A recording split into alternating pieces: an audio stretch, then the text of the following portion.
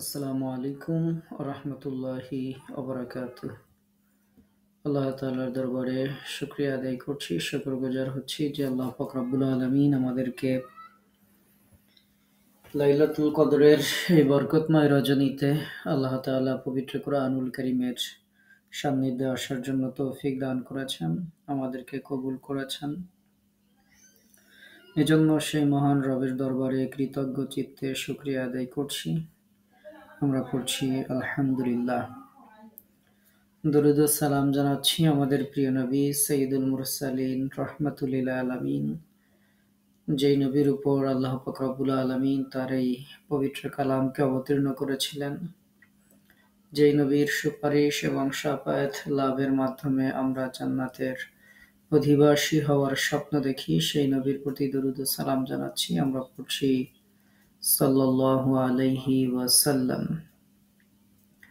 আল্লাহ তাআলার কাছে ক্লাসের শুরুতে প্রার্থনা করছি, মহান রব একান্ত মেহেরবানি করে আমাকে, আপনাকে, আমাদেরকে যে কোরআনের ক্লাসে আমরা যুক্ত হয়েছি, এই কোরআন শিক্ষাকে আমাদের দুনিয়ার জীবনে বরকত আর পরকালীন জীবনে আল্লাহ পাক রব্বুল আলামিন মুক্তি ও নাজাতের ওসিলা হিসেবে কবুল করে নিন।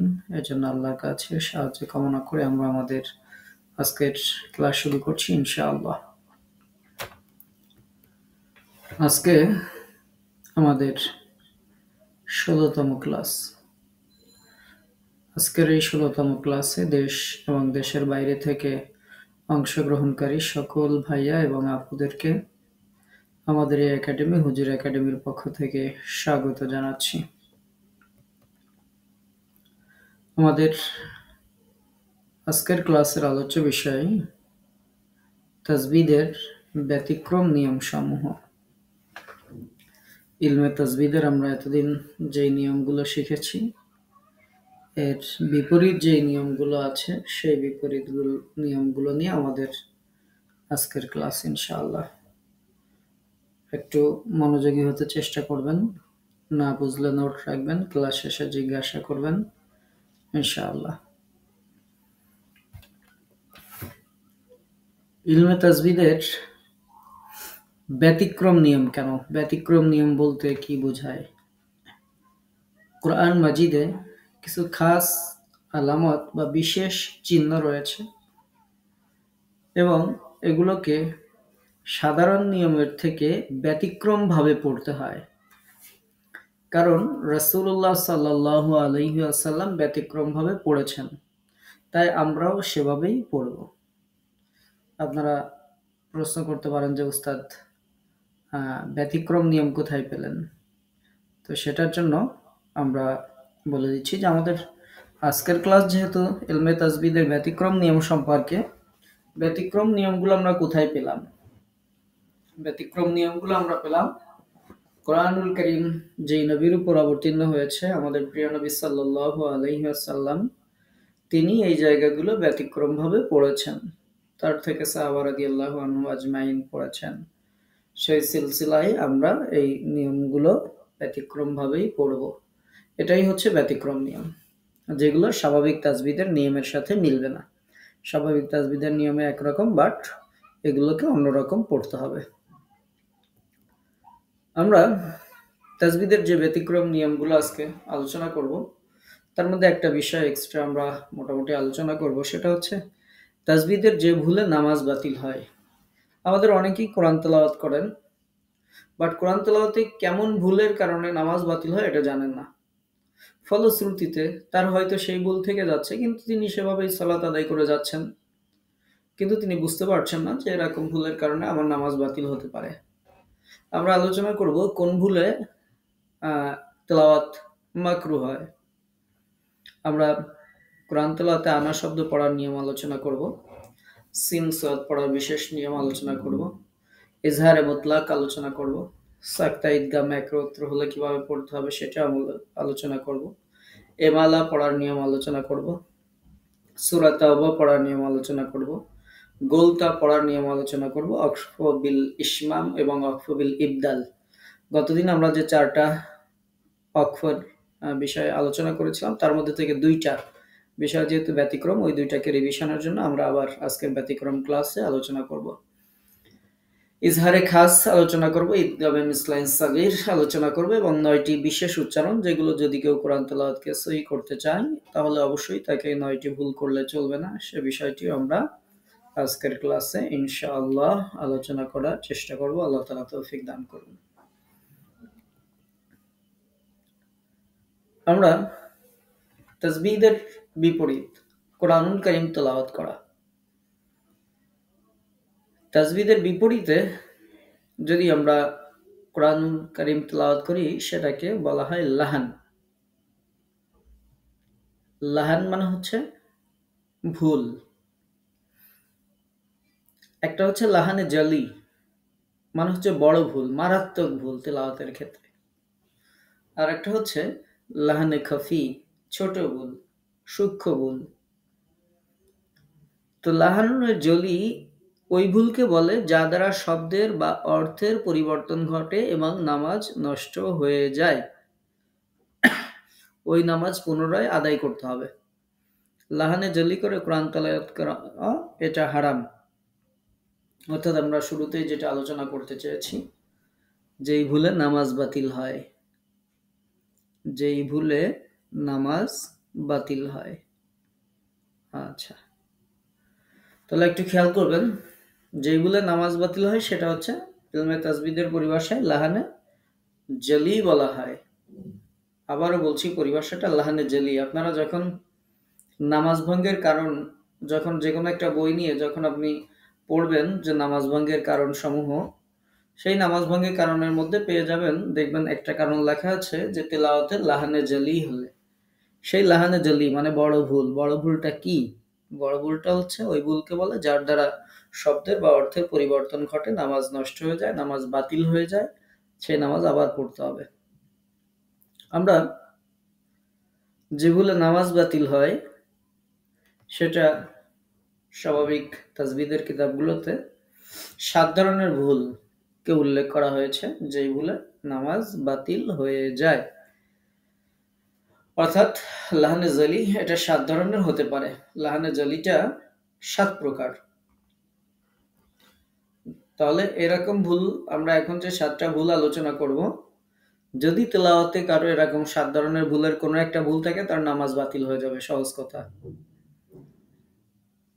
সেটা হচ্ছে এক হরফের স্থানে অন্য হরফ পড়া। যদি কেউ এক হরফের স্থানে অন্য হরফ পড়ে নামাজ বাতিল হয়ে যাবে। এজন্য আমরা মাখরাজগুলো গুরুত্ব দিয়ে শিখাই। মাখরাজগুলো যদি ঠিকঠাক মতো না হয়, এক হরফ আর এক হরফ দ্বারা পরিবর্তন হয়ে যায়, নামাজ বাতিল হয়ে যাবে। এক হরকতের স্থানে অন্য হরকত পড়া। আছে জবর পড়লাম পেশ, আছে জের পড়লাম জবর। যদি হরকত পরিবর্তন করে কেউ পড়ে নামাজ বাতিল হয়ে যাবে। হরকতের স্থানে যজম পড়া।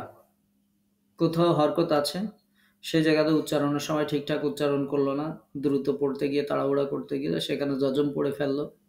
এরকম যদি হরকতের স্থানে যদি যজম পড়ে নামাজ বাতিল হয়ে যাবে। হরকতের স্থানে মাদ পড়া, যেটা আমরা আপনাদের ক্লাসে আলোচনা করে শিখিয়েছিলাম যে হরকতের উচ্চারণ তাড়াতাড়ি করবেন। এখন এই ভুলটা আমাদের অনেক আপুরাই করেন, হরকতের স্থানে মাদ পড়ে ফেলেন, টেনে টেনে পড়েন। কোনো অবস্থাতে এরকম করা যাবে না। হরকতের স্থানে যদি কেউ মাদ পড়ে নামাজ বাতিল হয়ে যাবে। মদের স্থানে মদ না করে হরকত পড়া, মানে আছে মাদ, এত তাড়াহুড়া করে পড়ে যে এই হয় না, সেখানে আর মাদ হয় না। মাদের স্থানে হরকত পড়ে, অর্থাৎ আছে মাদ কিন্তু হরকত পড়ে, দ্রুত পড়ে। তো এরকম যদি মাদ বাদ দিয়ে পড়ে নামাজ বাতিল হয়ে যাবে। যজমের স্থানে হরকত পড়া, সাকিন আছে বা যজম আছে কিন্তু সেই জায়গাতে যজমের স্থানে সে একটা জবর জের পেশ বা যে কোনো কিছু একটা দিয়ে অথবা উচ্চারণে তাড়াহুড়া করার কারণে সেখানে একটা হরকত পড়া হয়ে গেল, এরকম পড়লে নামাজ বাতিল হয়ে যাবে। তারপরে হরকতকে মাজহুল পড়া, অর্থাৎ হরকতের বিকৃত উচ্চারণ করা। এই যে ৭টা ভুল দেখাইলাম, এই ৭টা ভুল যদি কারো তেলাওয়াতের মধ্যে থাকে, সেই তেলাওয়াত সেই সূরা এই অবস্থায় যদি নামাজ পড়ে নামাজ বাতিল হয়ে যাবে। কিন্তু আমাদের সমাজে দেখা যায় মানুষরা এগুলোর ব্যাপারে এত সচেতন, সে নিজেও জানতে পারতেছে না যে আমার নামাজ বাতিল হয়ে যাচ্ছে। কারণ সে তো কোরআন সহি করার চেষ্টা করে নাই। তো মানুষকে দেখা যায় যে সুযোগ থাকার পরেও, সবকিছু থাকার পরেও মানুষেরা এত উদাসীন যে দিনের ব্যাপারে তারা এতই উদাসীন যে অন্তত সালাদটাকে সহি করার জন্য কোরআন তেলাওয়াতটা যতটুকু সহি করা দরকার, সেটার জন্য দেখা যাচ্ছে তাদের দুনিয়াবি এত ব্যস্ততা, এত কর্মব্যস্ততা, এত কিছু, যে তারা এই কোরআনটাকে সহি করার জন্য সময় বের করতে পারেন না। যারা ব্যাপারে জানেন, সহি করে কোরআন তেলাওয়াত করতে পারেন, তাদের দায়িত্ব হচ্ছে মানুষকে দাওয়াত দেওয়া, যেন সে কোরআনটা সহি করে, নামাজটা যেন এরকম ভুল না যায়। আমরা আমাদের কাজ করে যাচ্ছি, আমরা মানুষকে চেষ্টা করছি যে আমরা একেবারেই without course fee, registration fee ছাড়াই আমরা দেখা যাচ্ছে মানুষকে শেখানোর জন্য চেষ্টা করছি। তারপরেও দেখা যায় অনেক মানুষ রেজিস্ট্রেশন করে কিন্তু ক্লাসে একেবারেই কম পাওয়া যায়। তো দেখা যাচ্ছে এই মানুষগুলো এরকম ভুলভাবে তেলাওয়াত করলো, তার নামাজ বাতিল হয়ে গেল। কিয়ামতের দিন ওঠার পরে দেখলো যে আমল নামায় কোনো কিছুই নাই। আল্লাহর কাছে জবাব দিতে পারবে না যে দুনিয়াতে শেখার সুযোগ ছিল, তারপরেও দুনিয়ার কর্মব্যস্ততায় এত ব্যস্ত ছিল যে কোরআন তেলাওয়াতটাকে সহি করার সুযোগ পায়নি। তা আল্লাহর দরবারে ধরা খেয়ে যাবে। এর জন্য আপনারা যারা ক্লাসে আছেন চেষ্টা করবেন আপনাদের পরিচিত জন যারা, তাদেরকে অন্তত এই মেসেজটা দিবেন যে তেলাওয়াতের মধ্যে যদি এই 7 ধরনের ভুল থাকে নামাজ বাতিল হয়ে যাবে। তেলাওয়াতের মধ্যে যদি কোনো ওয়াজিব বাদ যায়, সাহু সিজদা দিলে নামাজ সঠিক হয়। কিন্তু তেলাওয়াতের মধ্যে না, নামাজের মধ্যে যে 14টা ওয়াজিব আছে, যদি কেউ এই 14টা ওয়াজিব মনে করেন ভুল গেল, বাদ গেল, তাহলে সাহু সিজদা দিয়ে নামাজ সঠিক করা যায়। কিন্তু তেলাওয়াতের মধ্যে যে 7 ধরনের ভুল আমরা আলোচনা করলাম, এই 7 ধরনের ভুল যদি তেলাওয়াতের মধ্যে হয়েই যায়, তাহলে নামাজ বাতিল হয়ে যাবে। এখন ব্যক্তি তো বুঝতেই পারছে না যে আমার নামাজ বাতিল হয়ে যাচ্ছে, তাহলে সে কিভাবে নামাজ আবার পড়বে? অথবা তার কোরআন তেলাওয়াত এতই গায়রে সহি যে সে অ্যাভেলেবেল এরকম ভুলই করে, সে তার দ্বারা ঠিক করে পড়া সম্ভব না। তো এই জন্য আমাদের দায়িত্ব হচ্ছে আপনারা যারা শিখছেন অন্যদেরকে উদ্বুদ্ধ করবেন, অন্তত কোরআনুল কারীম এর সেই অংশটুকু যেন সে সহি করে নেয়, যেই অংশটুকু দিয়ে সে সালাত আদায় করে। এটা করতেই হবে, মাস্ট বি। এই ক্ষেত্রে কোনো কম্প্রোমাইজ করার কোনো সুযোগ নেই। যে আল্লাহ আমি পারলাম না, এই করলাম না, সেই করলাম না, এরকম কোনো আর্গুমেন্ট করার কোনো সুযোগ নেই।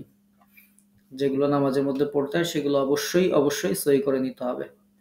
তাহলে যেই 7 ভুলে নামাজ বাতিল হয়, আমরা আরেকবার বলে শেষ করছি, ব্যাখ্যা তো করলাম। হরফের স্থানে অন্য হরফ পড়া, হরকতের স্থানে অন্য হরকত পড়া, তারপরে হরকতের স্থানে যজম পড়া, তারপরে হরকতের স্থানে মাদ পড়া, মাদের স্থানে হরকত পড়া, যজমের স্থানে হরকত পড়া, হরকতকে মাজুল পড়া। যেই 7টা বিষয় নিয়ে আমরা এতক্ষণ কথা বললাম, যদি কারো তেলাওয়াতের মধ্যে এরকম ভুল থাকে তাহলে নামাজ বাতিল হয়ে যাবে। আচ্ছা, এবার আমরা আসি যেই তেলাওয়াতে নামাজ মাকরু হয়, সেই ভুলগুলো হচ্ছে লাহানে খাফি। যেই তেলাওয়াত মাকরু, লাহানে খফি হচ্ছে ওই ভুল যার দ্বারা অর্থের কোনো পরিবর্তন ঘটে না। তেলাওয়াতের সৌন্দর্য নষ্ট হয়ে যায় কিন্তু অর্থ ঠিক থাকে, তো এমনটা পড়া হচ্ছে মাকরু। তাই লাহানে খাফি থেকে বেঁচে থাকা আবশ্যক। যেমন গুন্নার স্থানে সে গুন্না করলো না, ইজহারের স্থানে ইজহার করলো না, বা মোটা পাতলা যে নিয়মগুলো আমরা ক্লাস আলোচনা করেছি সেগুলো সে ফলো করলো না। এই ক্ষেত্রে অর্থের কোনো পরিবর্তন হয় না, এজন্য নামাজ হয়ে যাবে। তবে এরকম তেলাওয়াত হচ্ছে মাকরুহ, মানে অপছন্দনীয়। তো সেই ক্ষেত্রে আমরা চেষ্টা করব যে মাকরুহ যেন আমাদের তেলাওয়াত না হয়, সেটার জন্য আমরা চেষ্টা করব ইনশাআল্লাহ। আমরা এরপর আলোচনা করব কোরআনে বিভিন্ন জায়গায় আনার শব্দ আছে। আনা, এই যে আলিফের উপরে দেখবেন হামজা থাকতেও পারে, নাও থাকতে পারে, এরপর নুন আলিফ জবর না, আনা। তো এই আনার শব্দ কিভাবে পড়তে হবে? আনার শব্দটি লম্বা হামজা দ্বারা হলে মাদ হবে না। কোরআনে যত জায়গায় আলিফ দিয়ে আনা লেখা আছে, কোনো জায়গায় টানা হবে না।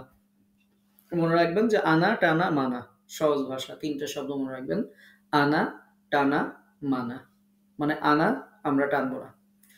সূরা কাফিরুন যখন আমরা পড়ি, ওয়ালা আনা আবিদুম মা আবাদতুম। আচ্ছা, এই যে ওয়ালা আনা, দেখেন নুনের টান ছিল কিন্তু আমরা টানি নাই, আনা পড়ছি। তাহলে কি বললাম যে আনা, টানা, মানা। কোরআনে আমরা যে আনাগুলো আছে আলিফ দিয়ে লেখা এগুলো টানবো না। যেসব স্থানে আনা মূলত একক শব্দ নয়, শব্দের অংশবিশেষ, সেই ক্ষেত্রে আনা মাদ হবে। তো আমরা এটা দেখিয়ে দিচ্ছি যে কোরআনে এমন শব্দ আছে মাত্র 4টি যেখানে আনা টানা হবে। অর্থাৎ এটা মূলত আনা আলাদার কোনো শব্দ না, আনা যুক্ত মানে আনার সাথে আছে 4টা শব্দের মধ্যে। আমরা সেটা এখানে দেখিয়ে দিয়েছি। সূরা লুকমানের 15 নম্বর আয়াত, সূরা জুমারের 17 নম্বর আয়াত, সূরা ফুরকানের 49 নম্বর আয়াত, সূরা আলে ইমরান এর 119 নম্বর আয়াত।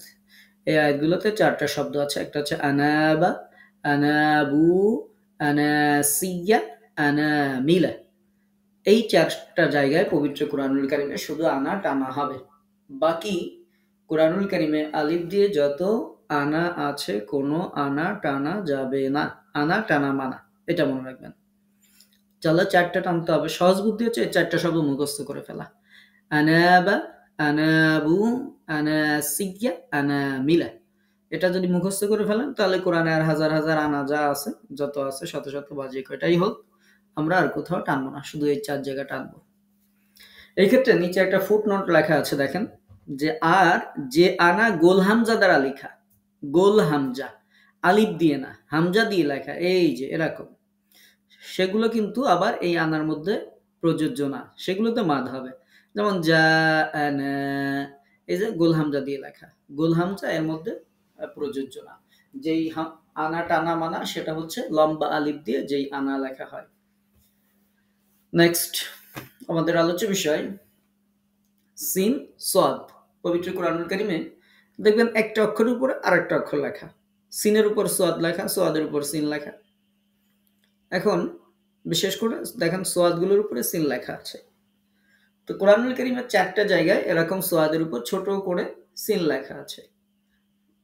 তো এর মধ্যে 2 জায়গায় সিন পড়া উত্তম, এক জায়গায় সোয়াদ পড়া উত্তম, এক জায়গায় সিন সোয়াদ উভয় সমান। সূরা বাকারা ইয়াব সুতু, হ্যাঁ, তো এখানে সিন পড়া উত্তম। সূরা আরাফের মধ্যে আছে বাস তান, এখানে সিন পড়া উত্তম। তাহলে প্রথম যে 2টা সিন পড়া উত্তম, এক জায়গায় সোয়াদ পড়া উত্তম। সূরা গাশিয়ার মধ্যে বিমুসাইতির, তবে কোন কোন কারিকে দেখি আমরা যে তিনি মুসাইতির এমনও পড়েন। আচ্ছা, এরপরে সূরা তুর, যেখানে আপনি সিনও পড়তে পারেন, সোয়াদও পড়তে পারেন। আম হুমুল মুসাইতিরুন অথবা আম হুমুল মুসাইতিরুন, এখানে 2টাই সমান। তো আপনাদের সহজ যে বুদ্ধি আমরা বলবো সেটা হচ্ছে, আমরা আগেও ক্লাসে আলোচনা করেছি যে উপরে যেটা থাকে সেই অক্ষর ধরে আমরা পড়ব। তো উপরে সিন আছে, সিন ধরে পড়ে ফেলবেন, সহজ বুদ্ধি। তাহলে সূরা গাশিয়ার মধ্যে একটা শুধু একটু হবে, তারপরেও সেই রকম কারীরা তেলাওয়াত এরকম করে থাকেন। এজন্য যদি এই নিয়ম মনে রাখতে কোনো সমস্যা হয়, উপরে যেটা থাকবে সেটা ধরে পড়বেন, সিন ধরে পড়ে ফেলবেন। আচ্ছা, ইজহারে মুতলাক কাকে বলে? আচ্ছা, ইজহারে মুতলাক নাম মনে না থাকলেও বিষয়গুলো আমরা কোরআনের মধ্যে পড়ি, ইন্টারেস্টিং একটা বিষয়, একটু খেয়াল করেন। ইয়া ওয়া মিম নুন র লাম, হ্যাঁ, এই 6টি হরফ যদি নুন সাকিন ও তানবিনের বামে একই শব্দের মধ্যে আসে, একই শব্দের মধ্যে আসে, তাহলে নুন সাকিনের উচ্চারণ স্বাভাবিক নুনের মতো হবে, এখানে ইদগামের বিধান প্রযোজ্য হবে না।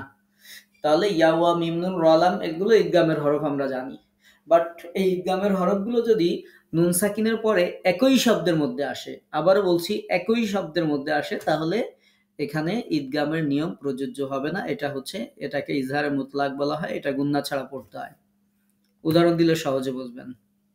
দেখেন পবিত্র কোরআনে এরকম পাবেন, দুনিয়া, তারপরে বুনিয়া, কিনওয়া, সিনওয়া, বা এই যে ইয়া আছে কিনওয়ানুন, সিনওয়ানুন, দেখেন নুন সাকিনের পরে ওয়াও আসছে, নুন সাকিনের পরে দুনিয়া ইয়া আসছে, এগুলো তো মাদ হওয়ার কথা ছিল, কিন্তু একই শব্দের মধ্যে আসার কারণে স্বাভাবিক নুনের মতো উচ্চারণ হবে, এগুলোতে ঈদগামের বিধান প্রযোজ্য হবে না। এটাই হচ্ছে ইজহারে মুতলাক। এই 4টা শব্দ মনে রাখবেন, তাহলে আর সমস্যা হবে না। কোরআনে সম্ভবত এই 4টা শব্দই আছে, তো এই 4টা শব্দ মনে রাখলেই হয়ে যাবে যে এই 4 জায়গায় কোনো ধরনের ঈদগামের গুনাহ হবে না। আমরা এরপরে একটা নিয়ম আলোচনা করব, সাক্তা এবং ঈদগাম একত্র হলে কি করবেন। 2টা নিয়ম একই শব্দের মধ্যে একই জায়গায় আছে। আমরা আমাদের ভারতীয় উপমহাদেশ সহ পৃথিবীর ম্যাক্সিমাম কান্ট্রিতে আমরা ইমাম হাফস রাহিমাহুল্লাহর কিরাত ফলো করি। তো ইমাম হাফস রাহিমাহুল্লাহর মতে নুন সাকিনের ঈদগাম হবে না, বরং সাক্তা থাকার কারণে ঈদগামের কায়দা বাতিল হয়ে যাবে। অর্থাৎ আমরা সাক্তার উপর আমল করব, ঈদগামের উপর আমল করব না। আমরা দেখেন এখানে ওয়াকিলা মান র কথা ছিল, নুন সাকিনের পরে যদি ইয়া ওয়া মিম নুন র লাম আসে তাহলে র এগুলোর উপরে একটা তাসদিদ দিয়ে পড়তে হবে, র আর লামে গুন্না ছাড়া পড়তে হবে। তাহলে এখানে নুন সাকিনের পরে র আসছে, তাহলে হওয়ার কথা ছিল মার রক, রতে তাসদিদ হওয়ার কথা ছিল। কিন্তু এখানে সাক্তা থাকার কারণে এখানে ঈদগামের নিয়ম প্রযোজ্য হবে না। যদি সাক্তা এবং ঈদগাম একত্রিত হয় তাহলে সাক্তার উপর আমল করতে হবে, ঈদগামের নিয়ম বাতিল হয়ে যাবে। তো এই জন্য আমরা এখানে পড়ব وقيل من راق, মান মানে আমরা আওয়াজ ভঙ্গ করব, নিঃশ্বাস ভঙ্গ করব না, সাক্তার যে নিয়ম সেই নিয়ম ফলো করব, ঈদগামের নিয়ম এখানে চলবে না, বাতিল হয়ে যাবে। নেক্সট এমালা, পবিত্র কোরআনে একটা জায়গা আছে এমালা। তো এমালাটা হচ্ছে এটা আলিফ এবং ইয়া এর মাঝামাঝি উচ্চারণ হবে। হ্যাঁ, আমরা এখানে মেজ রখড়া যে রি হওয়ার কথা, কিন্তু এখানে রি না হয়ে আমরা রে পড়ব, রে রে উচ্চারণ করব। কোরআন মাজিদে একটি আয়াতে আছে, সূরা হুদ এর 41 নম্বর আয়াত এটি, শুধু এই জায়গায়। বিশেষ করে আপনি যখন নৌযানে চলেন, আপনি যখন বিভিন্ন আরোহণে চলেন যান, বিশেষ করে নৌযানে, ফেরি, লঞ্চ, স্টিমার, স্পিডবোট, যে কোনো কিছুতে যখন ওঠেন ঠিক তখনই আমরা এই দোয়াটা পড়ে থাকি যে বিসমিল্লাহি মাজরেহা ওয়া মুরসাহা। সব জায়গায় আমরা রি পড়ি, কিন্তু এখানে আমাদের পড়তে হবে রে রে, মাজরেহা ওয়া মুরসাহা, তাহলে রে, এটা মনে রাখবেন। এই দোয়ার মধ্যে মনে রাখলেই হয়ে যাবে। এটার নাম হচ্ছে এমালা। এখানে মাজরি না পড়ে রে পড়তে হবে, বিসমিল্লাহি মাজরেহা, মনে রাখবেন। নেক্সট সূরা তাওবা বিসমিল্লাহ পড়ার নিয়ম। ইসলামী ফিকহ বিজ্ঞানের মতে যে ব্যক্তি সূরা আনফালের তেলাওয়াত সমাপ্ত করে সূরা তাওবা শুরু করে সে বিসমিল্লাহ আর পড়বে না। কিন্তু যে ব্যক্তি প্রথমেই সূরা তাওবা থেকে তেলাওয়াত শুরু করে কিংবা এর মাঝখান থেকে শুরু করে সে বিসমিল্লাহ পাঠ করতে পারে। অনেকে মনে করেন যে সূরা তাওবা আমরা যখনই যে অবস্থায় পড়ি না কেন কোনো অবস্থাতেই বিসমিল্লাহ পাঠ করা যায় না। এই ধারণা সঠিক না। আপনি সূরা তাওবার মাঝখান দিয়ে পড়তেছেন, আপনি আউযুবিল্লাহ বিসমিল্লাহ দিয়েই পড়বেন। শুধুমাত্র যখন আমরা সূরা আনফালের সাথে মিল করে আগে থেকে পড়ে আসি তখন সূরা তাওবা পড়ার সময় আমরা বিসমিল্লাহ পড়ব না, এটা মনে রাখতে হবে। গোলতা পড়ার নিয়ম। গোলতা পড়ার নিয়ম আমরা আগেও ক্লাস মনে হয় একবার বলেছি। মনে রাখবেন গোলতা মিলিয়ে পড়ার সময় তাই পড়তে হবে, অর্থাৎ যদি আমরা মিলায় পড়ি তাহলে গোলতা গোলতাই থাকবে, গোলতাই পড়তে হবে। তবে যখন শব্দের শেষে গোলতা হবে অক্ফের সময় তাকে হা সাকিন পড়তে হবে। যে কোনো কন্ডিশন, যে কোনো অবস্থায়, যে কোনো হরকত থাক না কেন তাকে গোলতাকে হা সাকিন করে পড়তে হবে। আকিমুস সালাতা, আকিমুস সালাহ পড়তে হবে, এটা খেয়াল রাখবেন। অকফবিল ইসমান, এটা আমরা আগের দিন ক্লাসে আলোচনা করেছি। তারপরে এটা যেহেতু ব্যতিক্রম একটা নিয়ম সেহেতু আমরা আজকে আবার একটু রিভিউ করে দিচ্ছি। সূরা ইউসুফের 12 নম্বর আয়াত তিলাওয়াত করার সময় লা তা'মান্না আছে, এটা অর্থাৎ এটা আপনাদের না দেখাইলে বোঝানো যাবে না। গুণনা করার সময় ঠোঁটটা একটু গোলাকৃতি করতে হবে সূরা ইউসুফের 12 নম্বর আয়াতের এই শব্দ পড়ার সময়। এটা এক জায়গায় আছে কোরআনে, এজন্য আমরা ব্যতিক্রম নিয়মের মধ্যে উল্লেখ করছি। অকফুল ইবদাল, এটা বারবার আছে, এটা নিয়ে আমরা কয়েকটা ক্লাসে বিভিন্ন সময় কথা বলেছি, আবারও বলছি। যে অক্ফবিল ইবদাল কোরআন মাজিদ পাঠকালে কোনো আয়াত বা শব্দের শেষে 2 জবর হলে অক্ফ অবস্থায় ওই 2 জবরকে 1 জবর পড়তে হবে এবং 1 আলিফ পরিমাণ মদ করতে হবে। 2 জবরের পরে আলিফ থাক আর না থাক, উভয় অবস্থায় 1 জবর পড়তে হবে, 1 আলিফ মাদ করতে হবে। এটা হচ্ছে অক্ফবিল ইবদাল। এটা যেহেতু অক্ফের নিয়মের মধ্যে ব্যতিক্রম, এজন্য এটা আমরা ব্যতিক্রম নিয়মের মধ্যে আবারও আলোচনা করছি। আফওয়াজান লেখা আছে, আফওয়াজা এরকম পড়তে হবে। এখানে আলিফ দেওয়া আছে, আলিফ থাক অথবা না থাক, 2 জবর থাকলে এই নিয়ম প্রযোজ্য হবে। তবে গোলতাতে যদি 2 জবর থাকে সেই ক্ষেত্রে কিন্তু এটা প্রযোজ্য হবে না, যেহেতু গোলতার নিয়মের ক্ষেত্রে বলেছি যে গোলতাতে যাই থাক ও সবসময় হাই হবে থামার সময়। ইজহারে খাস মনে রাখুন, ইজহার আমরা মিম সাকিনে ইজহার করি। স্বাভাবিকভাবে মিম সাকিনের পরে যদি বা না আসে, তারপরে মিম না আসে, বাকি হরফ আসলে আমরা ইজহার করে পড়ি, স্পষ্ট করে পড়ি। কিন্তু ইজহারে খাস মানে বিশেষভাবে স্পষ্ট করে পড়তে হবে যদি মিম সাকিনের পরে নেক্সট লেটার যদি ওয়াও হয় অথবা যদি ফা হয়, তাহলে মিম সাকিনকে খেয়াল করে স্পষ্ট করে পড়তে হবে যে কোনো অবস্থাতেই যেন সেখানে গণ্যা সৃষ্টি না হয়। এটাকে ইজহারে খাস বলা হয়। মিম সাকিনের পরে মিম ও বা ব্যতীত অন্য যে কোনো হরফ থাকলেই তো স্পষ্ট করে পড়তে হবে, কিন্তু বিশেষ করে ওয়াও আর ফা যদি থাকে তাহলে খুব বি কেয়ারফুল, খুব যত্নের সাথে এটাকে স্পষ্ট করে পড়তে হবে, কোনো অবস্থাতেই যেন গুন্না সৃষ্টি না হয়। এটার নাম ইজহারে খাস। যেমন সূরা ফাতিহা পড়বেন, সূরা ফাতিহার মধ্যেই আছে, এজন্য আমরা উদাহরণে দেখিয়ে দিলাম, গায়রিল মাগদুবি আলাইহিম ওয়ালাদ-দাল্লিন। এখন কেউ যদি আলাইহিম একটু ধরে রাখে তাহলে ইজহারে খাসের নিয়ম লঙ্ঘন হলো। কোনো অবস্থাতেই মিম সাকিনের পরে ওয়াও থাকলে, কোনো অবস্থাতেই মিম সাকিনের পরে ফা থাকলে ধরে রাখা যাবে না। যেমন লাহুম ফিহা, এখন কেউ যদি পড়ে লাহুম ফিহা একটু ধরে রাখলো, মন চাইলো, এরকম করা যাবে না কোনো অবস্থাতেই। যদি মিম সাকিনের পরে ওয়াও থাকে, ফা থাকে, খুব দ্রুত স্পষ্ট করে পড়তে হবে। এটার নাম ইজহারে খাস।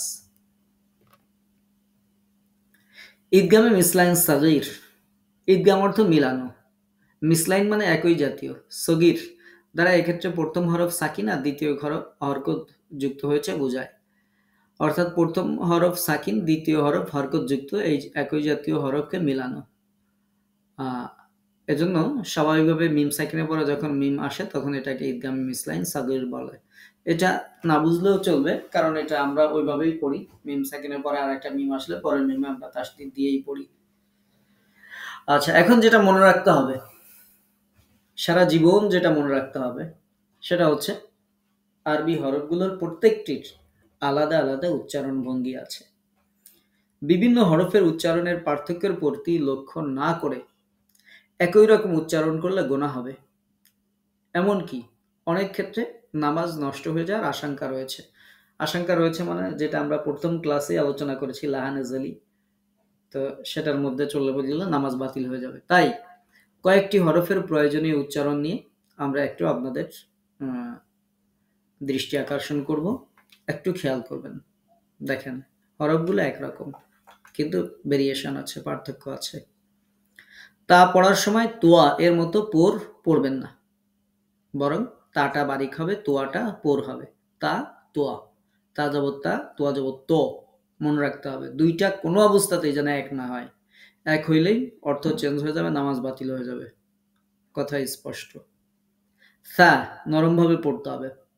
সোয়াদ এবং সিন এর ন্যায় তাকে কঠিন স্বরে পড়া যাবে না। সা সা সবসময় জিহ্বার আগে নরম হবে। সা পড়তে যেন সিন না হয়, সোয়াদ না হয়, খেয়াল রাখতে হবে। অক্ষর পরিবর্তন হইলে নামাজ বাতিল হয়ে যাবে। সদ কখনোই সিনের মতো বারিক পড়া যাবে না। সোয়াদ যাব স, সিন যাব সা, দুইটার মধ্যে পার্থক্য আছে, এই পার্থক্য খেয়াল করতে হবে। খেয়াল না করলে যদি একটা জায়গায় আর একটা পড়া হয়ে যায়, শব্দের অর্থ চেঞ্জ হবে, আয়াতের অর্থ বিকৃত হয়ে যাবে, নামাজ বাতিল হয়ে যাবে। রাল নরমভাবে আদায় করতে হবে, ঝা শক্তভাবে পড়তে হবে, যেন জাল উচ্চারণ করতে যায় ঝা না হয়, ঝা আবার জাল না হয়, খেয়াল রাখতে হবে। কফ কখনো কাফের মতো বারিক করে পড়বেন না। কফ জবর ক, কাপ জবর কা, দুইটার মধ্যে পার্থক্য আছে। যদি একটা জায়গায় আর একটা পড়া হয়ে যায়, অর্থ পরিবর্তন হবে, নামাজ বাতিল হবে। লদ এবং দাল বিশেষভাবে লক্ষ্য রেখে খেয়াল করে পড়তে হবে। লদ সবসময় পোর হবে, দাল বারিক হবে। দুইটা যেন এক না হয়ে যায়। কোনটা লদ আর কোনটা দাল, এটা ঠিকঠাক খেয়াল করে পড়তে হবে। একটা জায়গায় আরেকটা পড়বেন না। রাল এবং লোয়া দুইটা হরফ একই মাখরাজে, দুইটা হরফ নরম হবে, কিন্তু রাল বারিক আর ল পোর হবে। মানে রাল জবর রা, ঠোঁট যেমন ফাঁকা তেমনই থাকবে, কিন্তু ল জবর ল, ঠোঁটটা একটু গোল করে সুন্দর করে পোর করে পড়তে হবে, যেন রাল জোয়া না হয় আর জোয়া রাল না হয়ে যায়, খেয়াল রাখতে হবে। আইন এবং হামজা এর পার্থক্য সব সময় খেয়াল রাখবেন। হামজা হলকের শুরু থেকে, আইন হলকের মাঝখান থেকে চেপে ধরে, হামজা ধাক্কা দিয়ে আইন চেপে ধরে, আইন যেন হামজা না হয়, হামজা যেন আইন না হয়, এটা খুব ভালো করে খেয়াল রাখতে হবে। দুইটা হা আছে, একটা ধাক্কা দিয়ে উচ্চারণ করতে হয়, গোল হা, হায় হাওয়াজ যেটাকে বলা হয়, আর একটা হায় হুত্তি, যেটা কণ্ঠনালীর মাঝখান থেকে উচ্চারণ হয়। তো এটা পৃথক করে পড়তে হবে, যেন এক হাত জায়গা আর এক হাত না হয়ে যায়, তাহলে অর্থ পরিবর্তন হয়ে যাবে। তো এই যেগুলো আমরা দেখাইলাম, এগুলোর একটু উদাহরণ দেখায়, তাহলে বুঝতে পারবেন। যেমন আছে হচ্ছে রেহলাতা শীতাই ও সইফ। সইফ মানে গ্রীষ্মকাল, তাদের আসক্তির কারণে শীত গ্রীষ্মকালে তাদের যে ব্যবসা বাণিজ্য সফর, যেই সেই সফরে আগ্রহের কারণে। এখন কেউ যদি এই সইফের জায়গায় সাইফ পড়ে, সাইফ মানে তরবারি, তাহলে পুরো আয়াতের অর্থ বিকৃত হয়ে যাবে, নামাজ বাতিল হয়ে যাবে। উল হু আল্লাহ, উল তুমি বলো, হু আল্লাহ ওই আল্লাহ যিনি আহাদ এক। এখন উল বলতে যে কেউ কুল বলে ফেললো, কাপলাম পেশ কুল, কুল মানে খাও, হু আল্লাহ ওই আল্লাহ, আহাদ যিনি এক। আল্লাহ বলছেন যে তুমি বলো ওই আল্লাহ এক, আমি বললাম যে খাও তুমি আল্লাহ এক, নাউজুবিল্লাহি মিন যালিক। তো এরপরে ইসমুন আছে, ইসমুন মানে হচ্ছে পাপ। এখন এই জায়গা যদি আমি সিন পড়ে ফেলি, ইসমুন, ইসমুন মানে নাম, এখন বলেন তাহলে নামাজ হয় কি করে? আল্লাহ বললেন যে তুমি বলো আল্লাহ এক, আমি বললাম যে খাও তুমি আল্লাহ এক। তো এরকম যদি আমি জাস্ট একটু উদাহরণ দিয়ে দেখাইলাম যে যদি আমাদের অক্ষরগুলো বিকৃত উচ্চারণ হয়ে যায়, একটা জায়গা যদি আর একটা উচ্চারণ হয়, তাহলে কেমন অর্থের বিকৃতি ঘটতে পারে সেটা দেখানোর জন্য আমি জাস্ট কয়েকটা উদাহরণ আপনাদেরকে বোঝানোর জন্য উল্লেখ করলাম। যে তাহলে এবার চিন্তা করেন, এরকম যদি ভুল যায় তাহলে নামাজ হওয়ার প্রশ্ন আসে কিভাবে? পুরো আয়াতের অর্থ বিকৃত হয়ে যাচ্ছে। আমাদের সমাজে অনেক মানুষ আছে, আমাদের অনেক মা বোনেরা আছে, দুঃখজনক হলেও সত্য, যে তাদের তেলাওয়াতের মধ্যে এরকম ভুল আছে। আমাদের কাছে যখন নাজেরা পড়তে আসেন, তখন দেখা যায় যে অবস্থা একেবারে কন্ডিশন কোন অবস্থায় আছে, অথচ তার জীবন চলে যাচ্ছে এই অবস্থায় তেলাওয়াত করতে করতে, এই অবস্থায়। তো আল্লাহ সবাইকে হেফাজত করুন। আপনারা যেমন এগুলো শিখলেন, জানলেন, এগুলো অন্যদের সাথে একটু শেয়ার করে, আলোচনা করে অন্যদেরকে সংশোধন করার চেষ্টা করবেন ইনশাআল্লাহ। তো আমরা আজকে দীর্ঘ একটা ক্লাস নিলাম। আজকের ক্লাসের ব্যাপারে কারো যদি কোনো প্রশ্ন থাকে তাহলে বলতে পারেন। আজকে আমরা ইলমে তাসবিদের ব্যতিক্রম নিয়ে নিয়ম নিয়ে আলোচনা করেছি। তিলাওয়াতের মধ্যে যে সকল ভুলের কারণে নামাজ বাতিল হয়ে যাবে সেগুলো নিয়ে আলোচনা করেছি। খুব মোস্ট ইম্পর্টেন্ট ছিল আজকের ক্লাস। কারো যদি কোনো প্রশ্ন থাকে তাহলে বলতে পারেন। ওয়ালাইকুম আসসালাম।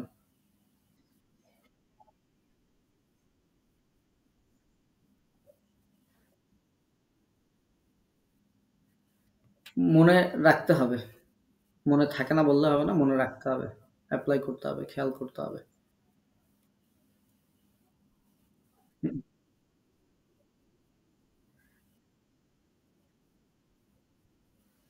মেসেজ দিয়েন, যার যার দোয়া লাগবে, কয়টার মনে রাখবো, মেসেজ দিয়েন। দোয়ার ক্লাসে ইনশাল্লাহ, একদিন দোয়ার ক্লাস হবে ইনশাল্লাহ। আচ্ছা, আর কারো কোনো প্রশ্ন আছে আজকের ক্লাসের ব্যাপারে?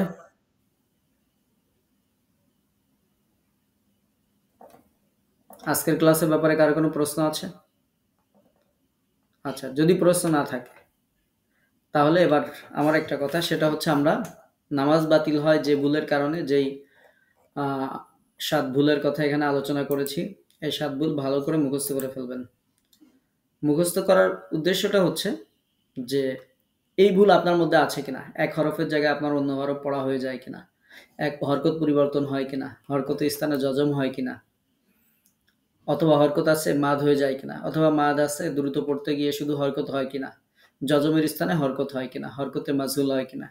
এগুলো অবশ্যই একটু আ খেয়াল করবেন। খেয়াল করে ঠিকঠাক করে ফেলবেন ইনশাআল্লাহ। আচ্ছা, ২ নম্বরে একটা বিষয় হচ্ছে আমাদের আজকে তাজবিদের নিয়মগুলো শেষ হয়ে গেল। এখন আমাদের অনুশীলন ক্লাস আ শুরু হওয়ার কথা। এখন যারা ক্লাসে আছেন তাদের প্রতি মতামত হচ্ছে যে আমার সামনে ২ টা অপশন আছে। একটা হচ্ছে এখন যেহেতু রমজান, আপনারা ক্লান্ত, রমজানের শেষ দশক চলছে। কোরআন তেলাওয়াত করছি আমরা, অনেক ইয়ে করছি। তো আমরা অন্য বছর রমজানেই কমপ্লিট করেছি এই কোর্সটা। তো এবছর আমার মনে হলো যে আপনাদের একটু কষ্ট হতে পারে, এবং বিভিন্ন বিষয় আমাদের দোয়ার ক্লাস আছে, বিভিন্ন বিষয় সবকিছু মিলে আমরা যদি অনুশীলন ক্লাসগুলো রমজান পরবর্তী সময়ে শুক্র এবং শনিবার ২ দিন আমরা যদি, মানে ২ দিন তো আপনাদের বন্ধ থাকবে, ফ্রি থাকবেন। ২ দিন আমরা যদি রাতের বেলায় অনুশীলন ক্লাস প্লাস যে পরীক্ষা হবে এমসিকিউ, তারপরে মৌখিক পরীক্ষা, সেগুলো যদি আমরা রমজানের বিশেষ করে ঈদের ছুটির পরে যদি আমরা নিই, সেটা কেমন হবে? নাকি আমরা এখনই শেষ করে ফেলবো, কন্টিনিউ করব? এ ব্যাপারে আ কারো কোনো মতামত আছে কিনা?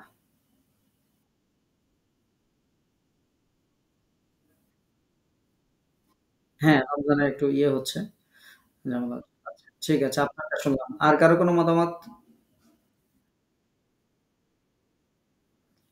আচ্ছা, শাহনাজ জামান আপুরটা শুনেছি। স্বর্ণা আক্তার আপু বলেন।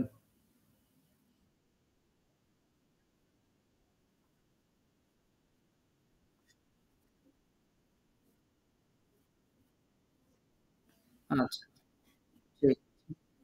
আচ্ছা, তাহলে এর ব্যতিক্রম কারো কোনো মত আছে কিনা? কারো এর ব্যতিক্রম কোনো মত আছে কিনা? ব্যতিক্রম মত থাকলে কথা বলতে পারেন। মুশফিকা আক্তার আপু কিছু বলবেন? বলুন। আচ্ছা। তাহলে আমরা এই সিদ্ধান্তে একমত হইলাম যে আমরা আমাদের তাজবিদের সব নিয়মগুলো শেষ। এভরিথিং আপনার দেখেন, আজকে যে নিয়মগুলো আলোচনা করেছি এগুলো স্বাভাবিক তাজবিদের বইগুলোতেও নাই। হ্যাঁ? এগুলো সব আমরা মোটামুটি আলোচনা করেছি। ইনশাআল্লাহ আপনাদের যারা ক্লাসগুলো কন্টিনিউ করেছেন, কোরআন পড়তে গিয়ে কোথাও বাদবে এমনটা আমি মনে করি না। কারণ আমরা ক্লাসে সবগুলো বিষয় আলোচনা করেছি।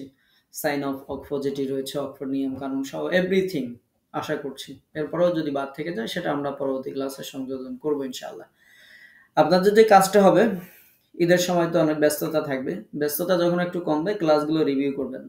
ক্লাসগুলো একটু দেখবেন। আপনাদের দেখার পরে তারপরে তো আমাদের অনুশীলন ক্লাস থাকবে। অনুশীলন ক্লাসে আমরা আপনাদেরকে আজকে দেখাইলাম যে ভুলে নামাজ বাতিল হয়ে যায়। আমি একটু দেখব যে বিশেষ করে শেষের যে ১০ টা সূরা আছে, সূরা ফাতিহা সহ ১১ টা সূরা আছে। তারপরে আমরা আত্তাহিয়াতু পড়ি, দুরূদ পড়ি, দোয়ায়ে মাসুরা, দোয়ায়ে কুনুত পড়ি। এগুলো আমি আপনাদের কাছ থেকে শুনবো। আপনাদের কাছ থেকে শুনবো, আপনাদেরকে যা শিখাইলাম সেই অনুযায়ী। যে আমরা যে মাখরাজ শিখাইলাম, তারপরে যে বিভিন্ন গুণনা, বিভিন্ন নিয়ম কানুন যে শিখাইলাম, এটুকু কতটুকু আপনি এপ্লাই করে সহি করতে পারছেন। এটা আমরা একটু সুযোগ দিব আপনাকে বলার জন্য, যে এটা আমরা তো আলোচনা করলাম, আপনাকে প্র্যাকটিস করালাম। এখন আপনার জবানে কি হচ্ছে? আপনি যদি সারা জীবন এরকম ক্লাস করেন, বাট আপনার জবান থেকে যদি সঠিক উচ্চারণটা না বের হয় তাহলে আসলে লাভ নাই। তো এজন্য আমাদের ক্লাসটা হচ্ছে অংশগ্রহণমূলক। আমরা আগেও বলেছি, আগেও আপনারা প্র্যাকটিস করেছেন যে আপনারা বলবেন আপনার জবানে উচ্চারণটা কেমন হচ্ছে। আমি যখন তেলাওয়াত করি তখন আমি মনে করি আমি পারফেক্ট, আমার কোনো ভুল নেই, আমি সব ঠিকঠাক আছে। কিন্তু আমি যখন আমার থেকে ভালো কোনো ওস্তাদের কাছে আমি যখন পড়াটা দিব, তখন তিনি দেখা যাচ্ছে ১০-১৫টা ভুল ধরে আমাকে বসায় রাখবেন। কিন্তু আমার ভুল তো আমি বুঝতে পারছি না, নিজেরটা তো নিজে বোঝা যায় না। তো এইজন্য অবশ্যই যদি উস্তাদকে না শোনানো হয়, তাহলে ভুল থেকে যাওয়ার সম্ভাবনাই বেশি থাকে। তো এইজন্য আপনাদের প্রতি রিকোয়েস্ট থাকবে, যারা আ আ এই ক্লাসে কন্টিনিউ করছেন, যে তারা অন্তত আপনারা শোনাবেন। যে শুনাইলে আপনি যদি একটা ভুল যদি ফাইন্ড আউট করা যায় সেটাকে সংশোধন করে নেওয়া যাবে। এখন আপনি যদি নাই শোনান, ভুলটা যদি থেকেই যায়, তাহলে তো আর সেটা সংশোধন করার কোনো সুযোগ নেই। তো এজন্য অনুশীলন ক্লাস আমরা মেসেজ দিয়ে দিব, নোটিশ দিয়ে দিব। ঈদের ছুটি শেষে ইনশাআল্লাহ অনুশীলন ক্লাসে যুক্ত হবেন। যুক্ত হওয়ার পরে পড়াগুলো শোনাবেন ইনশাআল্লাহ। যে উস্তাদ আমি এই সূরা পড়ছি, এই সূরাটা হচ্ছে কিনা? মানে আমি জিজ্ঞাসা করব আপনাদেরকে। তারপরে নিয়মকানুনগুলো এপ্লাই করতে পারছেন কিনা আমরা মোটামুটি একটু দেখবো আরকি। খুব বেশি দেখা হবে না। মোটামুটি এই সূরাগুলো একটু দেখার চেষ্টা করব ইনশাআল্লাহ। এবং এই ক্ষেত্রে আপনাদের সহায়ক ভিডিও বা যা কিছু লাগে সেগুলোও আমরা গ্রুপে দিয়ে দিব। তো ইনশাআল্লাহ আপনারা রমজানের পরবর্তী সময়, তাহলে আজকে আমরা এই সিদ্ধান্ত নিলাম রমজান পরবর্তী সময় আমরা একত্রিত হব। তাহলে আমাদের ক্লাসটা আজকে শেষ হবে। তো আর কারো কোনো প্রশ্ন আছে কিনা? আর কারো কোনো প্রশ্ন আছে কিনা?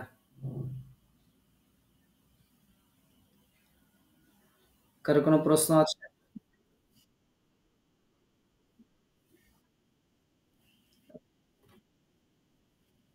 আজকে থেকে তাজবিদের ক্লাস তাহলে আমরা অফ রাখবো। ঈদের পরে শুরু করব। আর আমাদের যে দোয়ার ক্লাস যেটা আছে রাতে সেটা চালু থাকবে। কোরআন খতমের ক্লাসটা দিনের বেলায় হয়তো আর ২-৩ টা ক্লাস নিয়ে কোরআন খতমের ক্লাসটা অফ হয়ে যাবে।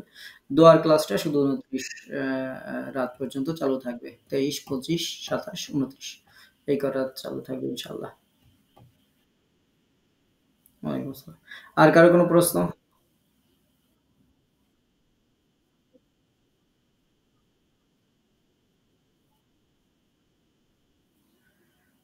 এই লিঙ্কে আপনারা যুক্ত হলে হতে পারবেন। দোয়ার ক্লাসটা হচ্ছে আমাদের কোরআন খতমকৃত আপুদের জন্য। তো আপনারা যেহেতু আপু সেহেতু আপনারা যুক্ত হতে পারবেন। কোন পুরুষ আরকি আমাদের দোয়ার ক্লাসে অ্যালাউ না। যেহেতু আমাদের কোরআন খতম কোর্সটাই ছিল হচ্ছে শুধুমাত্র আপুদের জন্য। তো এজন্য আমরা আপুদেরকে নিয়ে দোয়া করব।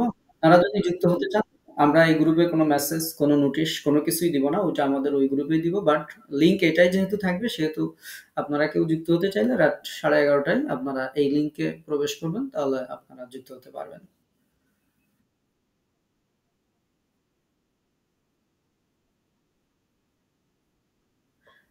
এগুলো আমরা যখন অনুশীলন ক্লাস তখন আবার প্রশ্ন উত্তর পর্ব থাকবে।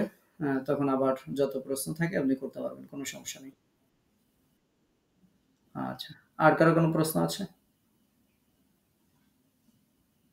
আর কারো কোনো প্রশ্ন আছে?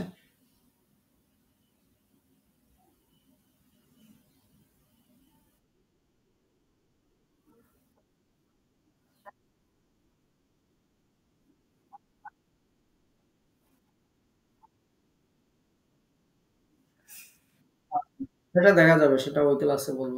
এই ক্লাসে না। ওয়ালাইকুম আসসালাম। আচ্ছা। আর কারো কোনো প্রশ্ন থাকলে এখনো বলতে পারেন।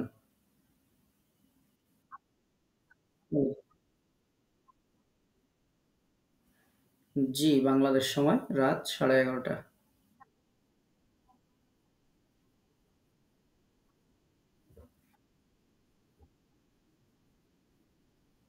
কোনটা?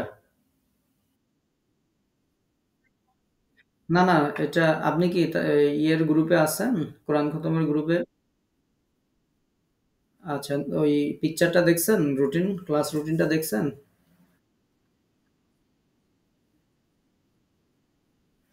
আচ্ছা।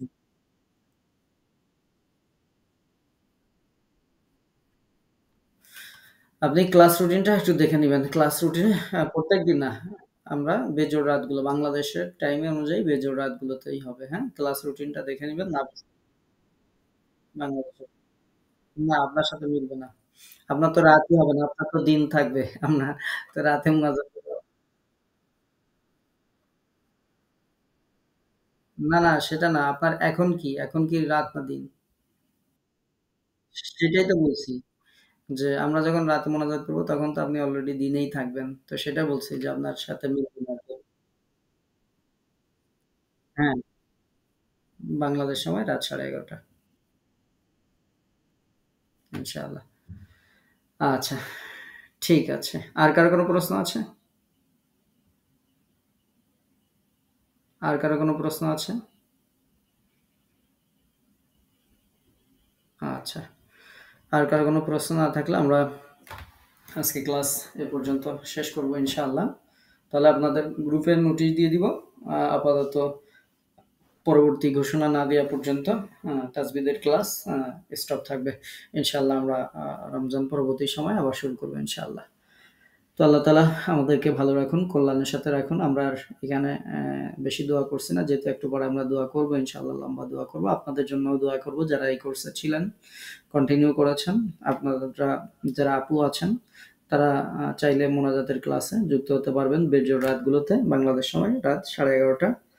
আপনাদের এই গ্রুপে নোটিশ দেওয়া হবে না, বাট ক্লাসের লিঙ্ক এটাই থাকবে। তো এই লিঙ্কে যদি 11:30টায় ক্লাস করেন বেজোর রাতগুলোতে আপনারা যুক্ত হতে পারবেন ইনশাআল্লাহ। তো আপনাদের জন্য আমরা দোয়া করব, আপনারাও আমাদের জন্য অবশ্যই দোয়া করবেন। আল্লাহ যেন আমাদের সবাইকে বারাকা দান করেন, আমাদেরকে যেন কবুল করেন। আমরা এই কামনায় আজকের ক্লাস এখানে শেষ করছি। আসসালামু আলাইকুম ওয়া রাহমাতুল্লাহি ওয়া বারাকাতুহু।